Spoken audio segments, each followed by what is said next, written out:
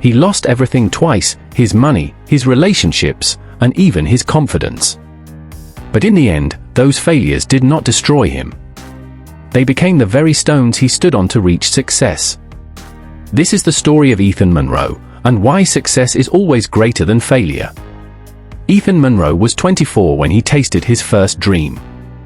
He wasn't rich, he wasn't famous, and he wasn't particularly lucky. But he had ambition that burned so hot it kept him awake at night. With nothing more than a second-hand laptop and a friend who could code, Ethan started a small tech consultancy. His idea was simple: help small businesses look modern online. The beginning felt electric. He landed 3 clients in 6 months, sent invoices proudly, and even paid rent on time. Pasta dinners tasted like victory. He told himself this was only the beginning of a great empire. But life is quick to test big dreams. One day, their server crashed. Their biggest client demanded a refund. Ethan's business partner, his roommate, accepted another job in a different city. Within weeks, Ethan's little company collapsed like a house of cards. The office lease was cancelled. Clients disappeared. Friends avoided his calls. Ethan sat on his cracked leather couch, staring at unpaid bills, realizing that failure had a weight heavier than any ambition. He was 25 and already felt washed out. For the next decade, Ethan did what many people do after failing: he took the safe road. A corporate job, a steady paycheck, polite small talk at office parties. He wore suits that didn't feel like his own. He smiled in meetings that bored him. Promotions came, but each one felt empty, like climbing a ladder leaning against the wrong wall. He even got married during those years, chasing stability. But stability is not the same as happiness. His marriage ended quietly, no drama, no big fight, just 2 people admitting they no longer recognized each other. By his mid-30s, Ethan looked in the mirror one morning and asked himself a brutal question: is this it? Is this the life I'm going to die with? The reflection staring back at him was tired, uninspired, and quietly broken. He knew the answer. He had traded ambition for comfort, and comfort had slowly stolen his purpose. So he decided to try again. But this time, he was older. He was cautious. He had savings. He had scars. And those scars reminded him, don't repeat the same mistakes. He rented a tiny studio office. He sat alone with his laptop and a yellow notepad. He promised himself he would build a business with one rule: focus on serving people, not chasing prestige. This time, progress was slower. He didn't celebrate flashy launches. Instead, he tested prototypes, interviewed customers, and treated every mistake as a lesson instead of a disaster. He failed many times again, but the failures no longer crushed him. They taught him.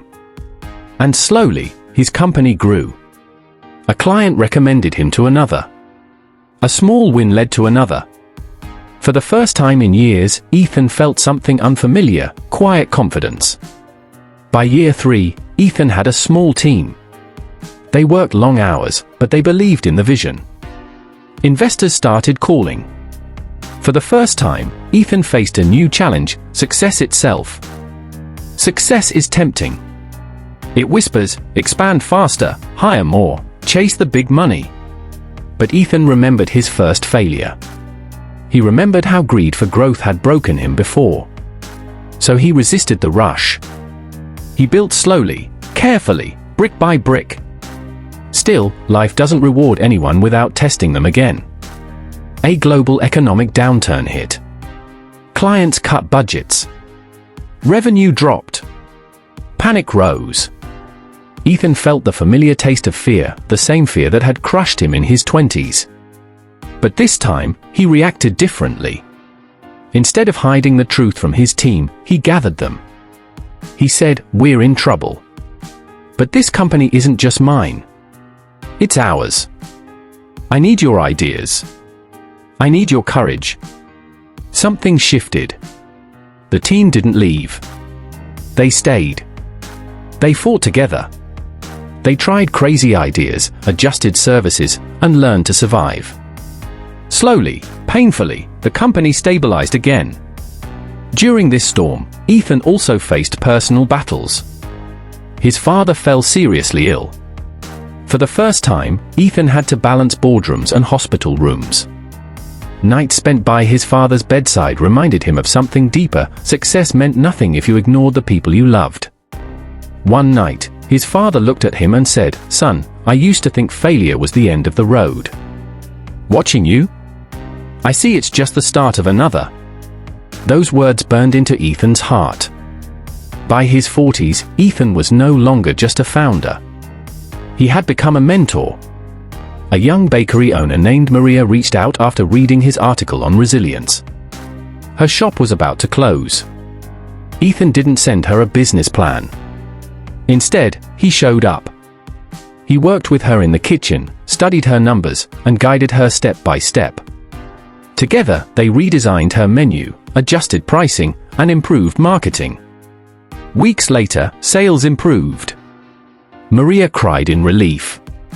Ethan didn't feel like a hero. He felt like a man who had finally understood the real meaning of success: lifting others as you climb. Years passed. Ethan's company became stable, respected, and even admired. He was invited to podcasts and conferences. Journalists called him an expert on failing forward. One evening, during a panel discussion, a young woman asked, "What's the difference between people who fail and quit, and people like you who fail but succeed later?" Ethan paused. The room was silent. Then he said, "The difference isn't talent. It's the relationship with failure. Some people treat failure like a wall. Others treat it like a mirror. A wall stops you. A mirror shows you what to change." The audience clapped, not because it was a clever line, but because it was the truth. Even in his 50s, failure still visited Ethan. Deals fell through. Projects collapsed. Anxiety knocked at midnight. But by then, he had learned a powerful habit: fail, adjust, move forward. Each failure became a story. Each story became wisdom. And that wisdom became fuel not only for him but for hundreds of people he mentored. In his later years, he looked around his company one day. The office was buzzing with young people solving problems, laughing, brainstorming. He realized something beautiful: the culture of his company wasn't built on winning. It was built on learning from losing. Ethan Monroe's story proves something timeless. Failure is not the opposite of success. Failure is the soil that success grows from. Each mistake, each heartbreak, each broken plan, they are not dead ends, but detours that lead to wisdom. Success is greater than failure because it doesn't erase failure, it transforms it into strength. And the man or woman who learns to rise after falling is the one who cannot be stopped.